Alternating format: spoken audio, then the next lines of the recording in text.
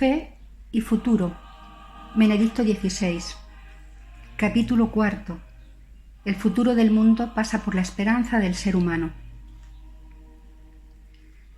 San Agustín examina en sus confesiones el extraño fenómeno del tiempo y trata de escrutar su esencia. En el profundo análisis que realiza, choca con un hecho sorprendente. En realidad no existe el presente como una magnitud delimitable. En efecto, en el instante en que me dispongo a llamar presente a algo, ese presente es ya pasado y ha cedido su sitio a un nuevo instante. Y así, el presente examinado con precisión es sólo el punto de intersección carente de extensión de pasado y futuro.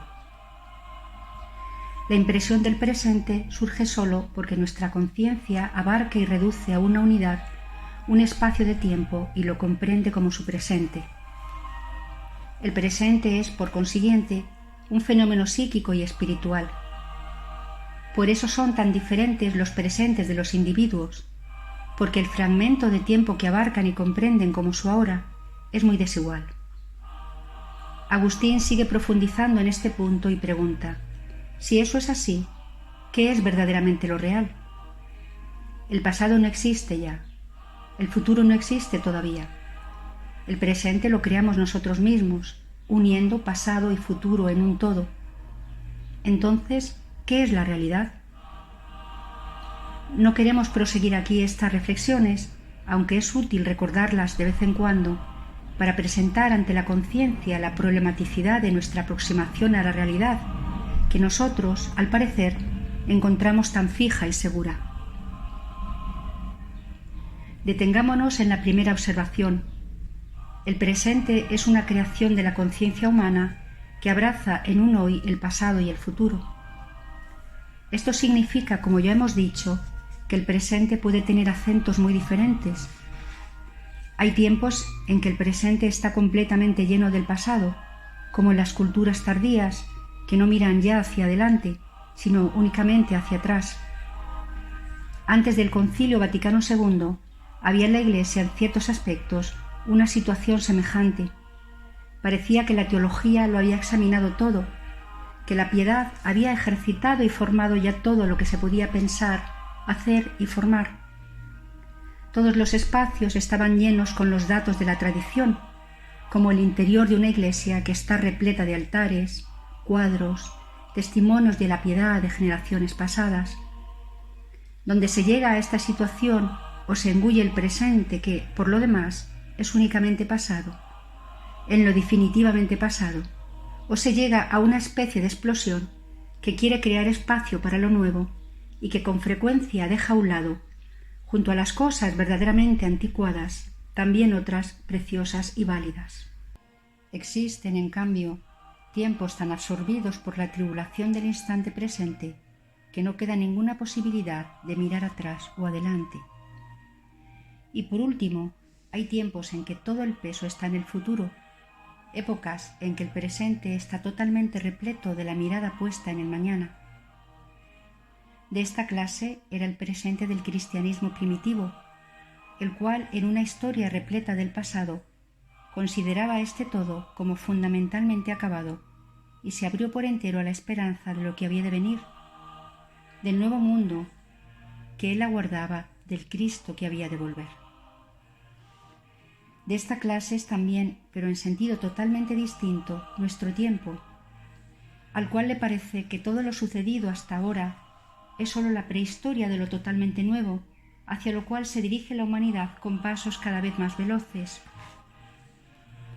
En realidad, hoy vivimos bajo la impresión de un inmenso giro en la evolución de la humanidad, un giro frente al cual el paso de la Edad Media a la Edad Moderna nos parece inocuo, e incluso la invasión de los bárbaros, que tuvo lugar entre la Antigüedad y la Edad Media, difícilmente nos parece que pueda tener el significado decisivo que caracteriza al giro radical de nuestros días, un giro que, en cualquier caso, es comparable solo a los cambios más radicales de la evolución de la humanidad. Tal vez nunca hasta hoy el ser humano haya sido tan sensible al factor tiempo-evolución. Quien ha vivido conscientemente aunque solo sea los últimos 30 años, se ha visto lanzado de un cambio a otro. Lo que ayer era todavía una utópica novela futurista que presentaba como realidades sueños irrealizables, se ve hoy superado por la evolución. Parece inocuo y modesto frente a lo que vivimos y lo que empieza a ser posible. El sueño de Dédalo e Ícaro de volar al cielo no es ya un mito lejano que confirma solo de modo resignado la gravedad del ser humano al cual no le han crecido alas. Se puede volar por el cielo. La mano del ser humano alcanza hasta el cielo y ya no existe lo imposible. Desaparecen los límites bien establecidos del ser de las cosas y se pone de relieve la movilidad de todo lo real. La doctrina de la evolución se hace, por así decir, desde dentro, creíble y realizable. El mundo del pasado se caracterizaba por la continuidad. Usos y costumbres se mantenían idénticos de generación en generación. Los seres humanos y las cosas parecían sólidamente acoplados. Parecía inconcebible que hubiera un paso de una cosa a otra, aun cuando se considerara científicamente fundado y justo. Hoy somos testigos de que todo lo que existe está inconcluso. Somos testigos de una realidad que no es permanencia, sino devenir. El ser humano actual tiene la mirada puesta en el futuro. Su lema es progreso, no tradición, esperanza, no fe. Experimenta, claro está, un cierto romanticismo hacia el pasado. Se complace en rodearse de objetos preciosos de la historia. Pero todo esto solo confirma que aquellos tiempos pertenecen al pasado y que el reino del ser humano actual es precisamente el mañana, el mundo que él mismo construye. En efecto, lo que se espera es, al contrario de lo que sucedía en la Iglesia primitiva, no el reino de Dios, sino el reino del ser humano, no el retorno del Hijo de Dios, sino el surgimiento definitivo de un orden racional, libre y fraterno de los seres humanos, encontrado por ellos mismos. La evolución que nosotros vivimos no se presenta como un regalo de lo alto, sino como producto de un duro trabajo, de una acción planificadora, calculadora y creativa. Por eso la esperanza no significa ya para el ser humano actual la contemplación de aquello de lo que él no puede disponer, sino la actividad realizada con su propia fuerza. El ser humano espera la salvación de sí mismo y parece capaz de dársela. Al primado del futuro se une el primado de la praxis, un primado de la actividad humana anterior a todas las demás actitudes. También la teología se abre cada vez más a esa actitud. La ortopraxia deja en segundo plano a la ortodoxia y la escatopraxia parece más importante que la escatología. Si antes la Ilustración popular asumió la tarea de decir al campesino que los abonos químicos son más eficaces que la oración, ahora, con cierto retraso, se puede leer algo parecido en la literatura religiosa, que se esfuerza por ser moderna, donde encontramos también la reflexión según la cual en tales circunstancias también la oración debería cambiar de función. Sería difícil que en la nueva situación pudiera seguir siendo todavía una petición de ayuda divina. Debería ser vista, en cambio, como una forma de reunir energías para la praxis de un ser humano que se ayuda a sí mismo. La fe en el progreso, a menudo dada por muerta, cobra vida de nuevo, y el optimismo, según el cual el ser humano al final puede aún crear la ciudad del ser humano, encuentra nuevos partidarios. La ciudad del ser humano, lo que para muchos es una bandera de su voluntad, tiene sin embargo para otros un sonido melancólico. En efecto, junto a la esperanza se difunde también el miedo. Crece de nuevo la angustia que en el momento optimista de la posguerra parecía casi extinguida. Cuando los seres humanos pusieron por primera vez el pie en la luna, nadie pudo sustraerse al entusiasmo, al orgullo, a la alegría ante el hecho inaudito que el ser humano había conseguido realizar en aquel instante. aquel hecho no fue percibido como una victoria de una nación, sino como una victoria del ser humano. Pero en aquel instante de alegría se experimentó una profunda tristeza, porque el mismo ser humano que había conseguido un logro tan inaudito no fue capaz de impedir que año tras año murieran de hambre miles e incluso millones de seres humanos. No es capaz de dar a millones de hermanos suyos una existencia humana digna. No es capaz de poner fin a la guerra y de frenar la creciente marea de delitos. Es más fácil encontrar el camino hacia la luna que el camino del ser humano hacia sí mismo. El poder técnico no es necesariamente un poder humano. El poder de obrar sobre uno mismo está claramente en un plano totalmente distinto del poder de la realización técnica. Tenemos que continuar. Es indudable que la técnica crea nuevas posibilidades a la humanidad. El cristiano no tiene ningún motivo para sentir un resentimiento contrario a la técnica. Quien ha crecido en un mundo en buena medida pretécnico no siente la tentación de caer en el romanticismo de lo natural. Sabe cuán difícil era todo esto, cuánta inhumanidad podía acumularse precisamente también en el mundo técnico. Sabe que realmente el mundo es ahora mucho más, mucho mejor, mucho más hermoso y mucho más humano. Pero la misma técnica que abre tales posibilidades a la humanidad ofrece también nuevos caminos a lo antihumano.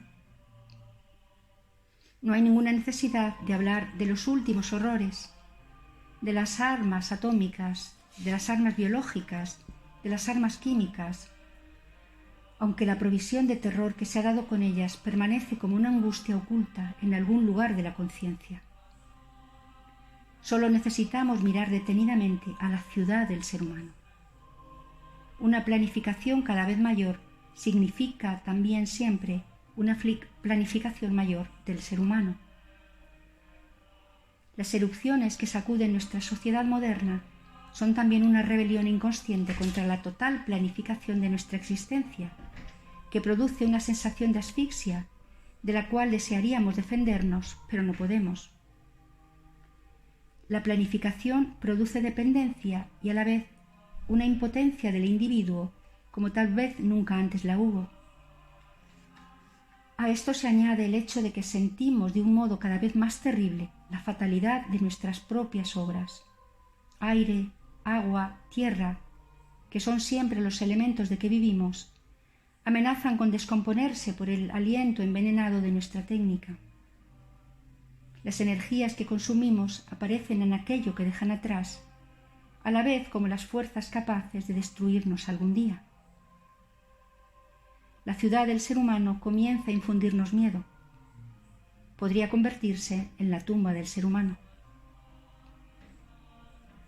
Llegados a este punto, ciertamente sería ahora demasiado fácil dar un golpe con el mazo del teólogo y decir, por tanto, salvación de la técnica y no por medio de la técnica. Por tanto, esperanza por medio de la fe y no contra ella.